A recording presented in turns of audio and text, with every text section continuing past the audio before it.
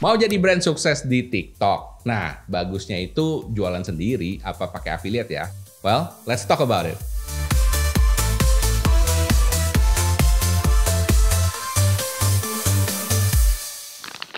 Halo CEO, selamat datang ke CEO Business Online Podcast, tempatnya kamu dapat inspirasi dari pengusaha sukses yang super seru. Nah guys, dengar-dengar nih brand mulai banyak nih masuk ke TikTok. Bener gak? Ya. Apa sih strateginya kalau misalnya kita nih brand baru, ya kan, baru mulai, ya kan? Enaknya tuh kita jualan sendiri atau ya udah kita bagi-bagi sampel ke affiliate banyak, kasih komisi yang gede. Enaknya gimana mendingan? Oke, aku bicara teknis dulu ya. Ya. Ini hubungannya dengan algoritma juga. Di TikTok, ini khusus spesifik TikTok ya, aku nggak ngomong marketplace yang lain. Di TikTok itu algoritma sekarang itu mendukung seller-seller yang punya konten banyak. Punya konten banyak. Yes. Seller itu maksudnya afiliator atau brand? Bukan seller. Akun, pokoknya akun yang jualan. Toko. Oke. Toko yang kamu mau jualan di TikTok ya. Itu ada kan fitur sekarang GMV Max, tahu kan kamu? Tahu. GMV Max itu works, itu kan fitur iklan ya. Anyway buat teman-teman yang baru join ya. Itu fitur iklan baru yang ada di TikTok. Secara performa itu lebih bagus kalau kamu punya banyak konten. Oke. Di satu akun Di itu satu apa akun dari untuk produk A tadi ya, SKUA tadi ya. Oke. Itu banyak berapa video sih yang lagi beredar gitu kan. Nah, kalau cuma 1, 2, 3 itu tidak sepowerful kalau 20, 30, 100, 200, 300. Oke. Nah, zaman dulu satu produk itu kan postingannya ya 1, 2, 3, 4, 5 udah cukup. Zaman sekarang satu SKU produk itu bisa 1000 video. Itu make sense zaman sekarang. Maksudnya dari satu akun atau semua akun? Betul. Ini enaknya di TikTok. Di TikTok itu kan algoritma tersimpan di SKU produk. Algoritma itu data itu tersimpan di SKU produk. Semua video yang mencantumkan etalase produk itu tadi, itu terkoneksi juga. Oke. Nah, artinya mau dari afiliator, mau dari lu punya toko sendiri, itu nggak penting lagi. Yang penting ada yang bikin konten banyak terhadap SKU tadi. SKU itu. Betul. Jadi SKU kalau di TikTok itu jadi kayak aset. Iya. Aset yang benar-benar dijaga banget. Ya. Kalau sampai SKU-nya itu mati, kena pelanggaran atau apa, dia omset juga bisa drop. Dengan tadi yang aku jelasin ini, maka kalau aku jadi seller, aku lebih enak sekarang pakai afiliator. Bener. Karena secara algoritma mendukung.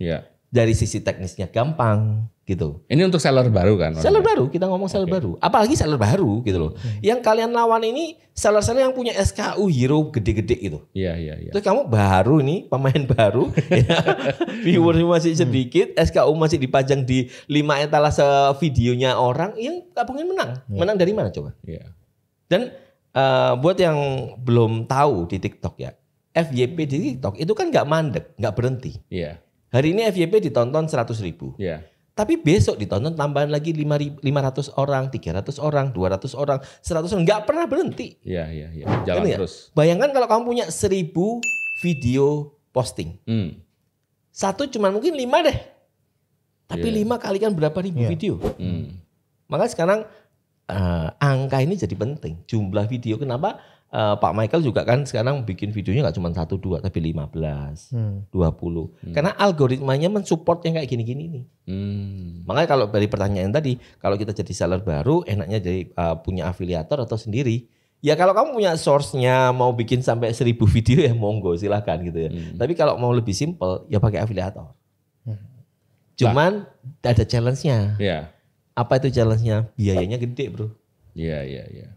Biaya afiliator 5%, 10%. Biaya adminnya TikTok bisa 10-15%. Ya kan? Biaya iklan bisa 5%, 10%. Udah berapa tadi? 35% habis. Jadi mau nggak mau persaingan di marketplace ya, terutama ya, itu hanya akan dimainkan oleh satu pemilik brand. Kamu bisa produksi sendiri, produsen. Kamu bisa importir, kamu bisa maklon, ya. Tapi kalau yang di bawah-bawahnya itu sudah agak sulit bersaing. Ya, susah bergerak. Susah. Karena marginnya habis. Iya. Itu algoritma TikTok toh. Kalau Shopee? TikTok, ya. Shopee untuk sekarang tidak seperti kan Shopee itu bukan platform untuk video ya, bro. Jadi agak-agak beda. Ini aku bilang spesifik ke TikTok. Misalkan satu brand mau nge-launch sebuah produk gitu misalkan. Dia apakah memang, kan pasti dia jalan semua platform dong. Ya kan? TikTok jalan, Shopee jalan, Tokped jalan dan sebagainya. Baik ada afiliator ataupun nggak ada afiliator gitu. Misalnya ini kan kita mau ngomong strategi kalau mau nge-boost. Of course ideally kita jalan dua-dua. Itu udah pasti ya kan. Coba kita ngeliat akan efektif nggak ya kalau misalkan kita memang jalanin langsung in all platform. Atau ya udah kita cuma memilih salah satu platform kah atau salah satu channel lewat afiliator doang kah. Itu nah Shopee sendiri itu bisa langsung gitu. Misalkan produk unknown. Itu kalau TikTok kan bisa. Itu produk unknown. Kita hajar nih misalkan kita cari 100 afiliator kita expect untuk masing-masing bikin 10 konten. Berarti kita udah punya langsung 1000 video gitu kan. Sepengalamanku kalau Shopee malah justru lebih sulit untuk orang baru ya. Yang pertama dia sudah 10 tahun. Gajah-gajahnya itu udah benar-benar gajah gede banget gitu ya. Kalau di TikTok itu kan masih 4 tahun ya. Masih bisa kekejar lah ya. Dan secara algoritma memang TikTok itu sama new brand, sama new affiliator itu sangat support. Termasuk konten kreator baru aja lah. Kamu bikin konten baru itu bisa FYP gitu loh. Which is kalau di Instagram gak mungkin loh. Ya, peluangnya berapa persen kamu bisa viral di Instagram yang masih baru followernya 10-20 orang. Sulit sekali. Betul. Nah, TikTok itu suportifnya di situ ya. Jadi yang baru itu punya chance yang sama dengan yang lama. Ini kenapa jadi apa ya? Semacam momok buat musuh-musuhnya dia ini karena dia support banget sama orang-orang baru ini. Berarti katakanlah aku sebagai brand, kalau misalkan aku memang mau memanfaatkan afiliator ya aku sebenarnya cuma bisa manfaatin lewat TikTok dulu. Kalau udah rame di TikTok baru aku tarik ke Shopee gitu. Itu bisa, itu lebih wise sih. Supaya kita budgetnya juga nggak bingung mau dilarikan kemana kan. Kalau mau perang ya udah tetap TikTok Shopee masih ada. Tapi kalau kamu mau nge-viralin pertama kali, menurutku platform yang paling tepat ya viralin di TikTok dulu. Betul. Iya, karena itu masanya jauh lebih besar di situ. Ya, interesting. Soalnya aku nggak tahu kok, barusan kan ada satu brand besar ya. Ya, namanya Glad to Glow. Tapi ada satu brand besar yang barusan launching gila-gilaan. Aku dengar budget marketingnya juga fantastis. Placement billboard di mana-mana. Si Glad to Glow ini omsetnya itu aku ngecek dari 1 bulan setelah launching itu di 62 M. TikTok only. Aku belum ngecek. TikTok ya? TikTok only. Crazy. Aku belum ngecek Shopee-nya.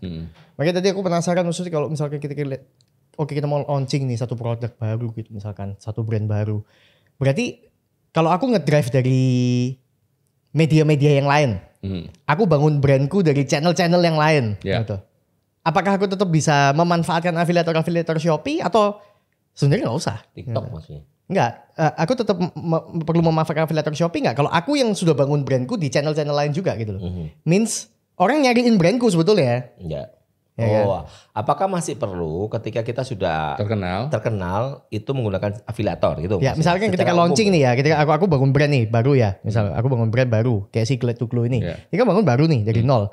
Itu kan dia langsung ada di semua platform. Ya, oke. Nah, cuman kalau Shopee kan isunya tadi adalah karena algoritmanya kita nggak bisa mainin kayak TikTok gitu kan.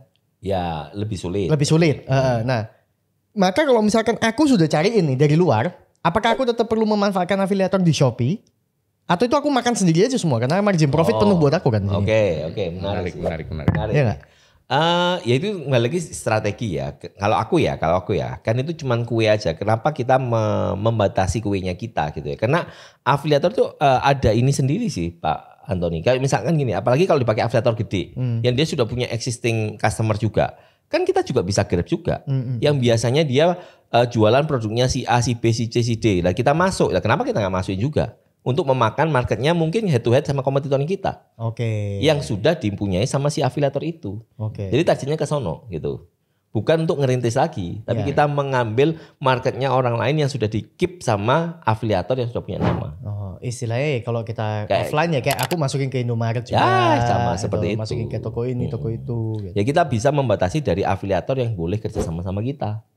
Kalau afiliator tuh nggak ada value-nya, nggak punya massa, nggak punya followers, ya udah kita nggak usah kasih barang. Iya, setuju. Ini ngomongnya agak sedikit dalam ya teman-teman ya. Dan buat teman-teman yang mungkin nggak terlalu di dalam dunia seller, dunia produksi ya kan, mungkin agak sedikit off ya kan. Tapi intinya kalau dari perbincangan ini tadi gue simpulkan ya kan, adalah penting pakai afiliator ya kan. Dan bahkan ketika kamu sudah terkenal pun, mendingan tetap pakai afiliator. Dan gue setuju banget, gue senang dengan analogi Indomaret tadi ya kan. Itu bisa dijual di supermarket gede banget ya kan. Tapi kenapa tetap ada di Indomaret? Ya karena Indomaret banyak di mana-mana. Dan Indomaret setiap Indomaret atau Alfamart atau Minimart apapun punya influence-nya masing-masing di kampungnya itu gitu loh ya kan. Dia mungkin orang nggak belanja ke situ dari timur ke barat nggak mungkin gitu ya. Tapi dia di daerah situ dia cukup terkenal. Nah itu aja oke. Dan itu jadi kayak apa ya? Mungkin kalau bahasa Inggrisnya tuh beacon ya. Beacon apa sih? Beacon tuh kayak mercusuar kecil di mana-mana gitu ya. Yang selalu kayak mendengung-dengungkan gitu kan ya. Nama brand ini di mana itu jauh lebih bagus menurut gue ya. Dan juga lagi pula brand nggak rugi-rugi amat kok menurut gue. Ya kan? Makanya gue kadang-kadang suka kesel sama brand yang tapi ada aku tahu concernnya si Anthony tadi gini. Ini khusus Shopee ya. Khusus Shopee ya. Shopee itu algoritmanya agak unik, Ton. Jadi gini, ada namanya istilah pop up product. Pop up product, oke. Pop up product itu gini, kamu kan kalau belanja di Shopee, browsing dulu. Browsing dulu misalnya apa nih, barang sepatu lah misalnya. Sepatu Skechers misalnya. Terus muncul tuh kan, terus kamu lihat tokonya, masuk cari barangnya. Ketika kamu masuk ke barang, ada orang live. Pernah nggak? Pernah nggak? Ya. Terus kamu masuk klik live-nya dia. Itu misalkan afiliator, terus kamu belanja di dia, komisi masuk ke afiliator itu, meskipun afiliator nggak ngapa-ngapain. Iya. Ya karena kan belanjanya di tempatnya dia. Iya. Selama berarti live yang muncul di Shopee itu ketika kita masuk di halaman produk itu nggak harus live-nya si toko yang lagi kita buka produknya itu. Tidak mesti. Oh gitu. Nah itu yang sekarang lagi rame itu perang pop up. Jadi siapa yang menang pop up produk itu dapat duit paling banyak, dapat traffic paling banyak. Nah itu yang dibenci sama seller. Karena seharusnya aku nggak keluarkan cost itu. Betul. Nggak, tapi misalkan konteksnya gini, misal. Aku pasang advertising untuk memastikan di marketplace untuk memastikan si produk ini number one di pencarian gitu ya. Dia masuk nih sekarang. Aku berarti udah kehilangan biaya untuk advertising. Betul, setuju. Cariin traffic, tapi aku tetap harus keluarkan komisi untuk afiliator karena pop up live-nya adalah dia. Kalau dia belanjanya lewat live. Harus lewat live. Harus masuk ke live-nya dulu. Masalahnya ini kan memanggil-manggil kalau dia live. Sebenarnya dilihatnya jangan seperti itu. Kalau menurut saya justru brand tetap nggak rugi. Karena terbantu untuk dijelaskan oleh orang lain. Betul. Either dia jelasin nggak jelasin. Makanya aku bilang tidak semua seller itu punya pemahaman mindset yang sama. Beberapa seller-seller yang biasanya masih baru-baru, dia ngerasa ngapain sih afiliator nih, ya kan? Sudah dia nggak effort macam-macam, dia cuma nge-live doang, ngasih orang dan yang jadi masalah itu hostnya jelek-jelek. ini jadi masalah. Yo di-check out. Udah gitu doang dapat duit gitu loh. Dan aku pernah ngalamin pantesan ya oke. Aku masuk satu produk, terus habis gitu buka si pop up live-nya ini. Ya, pop up live. Ya kan? Misal aku lagi ngeliat produk apa? Misalkan aku lagi ngeliat produk handphone gitu misalkan. Handphone brand A, tipe A. Aku masuk ke live. Dia nggak lagi ngomongin brand A. Memang enggak, dan kamu tinggal check out aja di situ. Iya, hanya karena sebetulnya dia masukin itu ke katalog etalasenya dia gitu. Betul. Dan kalau kamu belanja dari live-nya dia, dapat voucher lebih besar daripada kamu belanja nggak pakai live. Itu Shopee membuat seperti itu. It doesn't matter dong. Ya kan intinya kan gini. Intinya ujung-ujungnya apa? Orangnya tetap belanja. Tetap belanja. Kalau kita mindsetnya ke sana makanya aku bilang nggak semua. It matters. Karena kita merhatiin, aku ambil dari kacamata brand ya. Daripada aku mikirnya kan gini. Oke, setiap channel untuk kita jualan ada biaya. Ya toh. Nah berarti kan aku bisa aja bikin sistemnya kalau aku di Shopee, di Tokped aku nggak. Tokped memang nggak ada. Shopee aku nggak bermain afiliator. Itu misalkan. Berarti kan aku secara margin lebih tinggi. Nah kalau marginnya lebih tinggi, aku bisa pakai budgetingnya untuk kutinggiin di advertising di marketplace itu. Which is sama aja kan. Ya betul. Cuma alokasinya jadi double kalau kayak gini. Paham nggak? Paham. Ya kan? Kan alokasinya jadi double gitu. Iya. Nah, tapi misalkan aku nggak mau memutuskan untuk itu gitu. Lah aku seharusnya dapat extra margin 10%, tapi aku harus buang itu untuk komisi afiliator lagi kan jadinya. Kacamata brand ya. Ini kacamata brand ya. Gitu. I say ya maybe there's a side to that ya. Maksudnya bisa dilihat seperti itu. Tapi Kalau buat brandnya aku ya, yang idealnya kayak gimana? Menurutku mindsetnya brand itu dia harus memasukkan komponen afiliator dalam komponen harga. Itu yang benar. Iya. Ya, either itu kepake mau nggak kepake itu ya sudah kamu sudah alokasikan sehingga tidak ada yang ngerasa kamu hilang. Ya. Gitu loh. Sama seperti gini lah. Kamu butuh distributor nggak? Kan pasti butuh. Ya sebenarnya afiliator itu pengganti distributor. Iya. Kan gitu kalau mindsetnya dong. Ya. Nah, dan kalau distributor 25%, 30% ini cuma 10%. Iya. Nah, mestinya masih tetap lebih menguntungkan. Gini Pak, nggak semua bisnis yang online first itu punya mindset corporate yang sudah berpikir Betul. distributor. Makanya aku bilang Betul. idealnya. Iya. Idealnya itu kita harus memasukkan komponen afiliator itu dalam struktur harganya kita. Sehingga ketika terjadi diambil atau nggak diambil komisi itu kita tetap oke-oke aja. Tinggal memaksimalisasi profit aja kayak gimana caranya. Soalnya gini Ton. Kalau orang pakai strategi yang aku bilang ini, maka dia multi benar-benar dia traffic itu dapat dari mana-mana. Contoh nih, ada ini sellernya kita nih ya, sellernya kita ya. Dia ketika 22, 33 tanggal kembar, dia budgetnya gede-gedean. Dari iklan digedein ya, terus afiliator semua nge-live semua, dikasih special price, supaya kasih diskon. Yang jadi dia benar-benar naik. Lipat banget. Orang nggak bisa lari kan? Iya, kesini ada dia, ke situ ada dia. Jadi optimal banget budget. Kalau misalnya waktu itu dia nggak pakai afiliator, ya udah kemakan sama tangannya dia. Tapi tangannya cuma 2. Ini tangannya ada 10, ada 20, ada 1000. Lebih dapat, lebih gampang, lebih banyak. Setuju. Kayak gitu sih Ton. Yang aku kepikiran tuh jadinya, dengan pola jalur penjualan yang baru kayak gini, sebenarnya pola kita setting harga itu udah berubah. Dari awalnya harus benar. Distribusi berubah, pricing setupnya berubah. Makanya aku bilang ini revolusi untuk distribusi ya. Distribusi barang itu harus ada revolusi gitu loh. Ini kenapa selalu tak gaung-gaungkan setiap kali podcast juga. Banyak brand-brand gede yang masih tidak beradaptasi dengan sistem distribusi yang baru. Dia sudah terpatok sama satu distributor. Sudah ngasih ke dia, maka yang channel ini dia nggak bisa kasih apa-apa. Ini sering kali terjadi. Bahkan yang lebih parah, mereka biasa jualan langsung sendiri, nggak siap, ya kan? Jadi marginnya benar-benar tipis banget gitu kan ya. Bahkan yang sampai ongkos ongkir itu diambil atau ongkos bungkus itu diambil sama dia, nah itu bahaya. Makanya aku setuju sama kata-katanya siapa tuh, Coach Tom ya. Middleman bakal hilang. Itu hilang tapi digantikan afiliator. Middleman yang aku bilang hilang itu semacam reseller lah, agen lah. Itu bakal hilang gitu loh. Karena fungsinya kan digantikan sama si afiliator itu nanti. Iya benar. Banyak kasus kan sekarang. Misalkan kayak dulu yang pabrikan, katakanlah misalkan pabrik baju baby misalkan atau baju anak-anak gitu. Dulu kan metode penjualannya mereka dari pabrik turun ke distributor, itu biasa pegang satu provinsi, satu wilayah gede dan lain sebagainya. Distributor turun akan lagi distribusi ke toko agen atau langsung ke toko-toko, ya kan? Nah, toko-tokonya ini udah sekarang kan makin kembang kempis semua kan, akhirnya nggak ada omset nggak apa, karena trafficnya konsumennya nggak belanja ke toko lagi, ya kan? Konsumennya akhirnya sekarang belanjanya perginya ke online, gitu. Nah, yang di online itu pabrik-pabrik itu saat ini tidak punya kemampuan untuk build online penjualan online-nya mereka, gitu. Nah, itulah sebenarnya peranan si afiliator-afiliator itu masuk. Jadi sebenarnya peluangnya di Indonesia itu gede banget buat jadi afiliator. Makanya gini Pak, sekarang kan kita sudah ada MCN ya. Banyak banget brand-brand baru itu yang chat ke kita. Aku mau dong kerjasama sama MCN ini, gimana caranya? Tak lihat dia punya produk masih penjualan 0, masih sedikit gitu ya. Banyak orang tuh kebingungan gitu loh. Nge-reach afiliator gimana caranya, bikin live streaming gimana caranya, masih nggak ngerti. Jadi memang perlu ada bridging ya.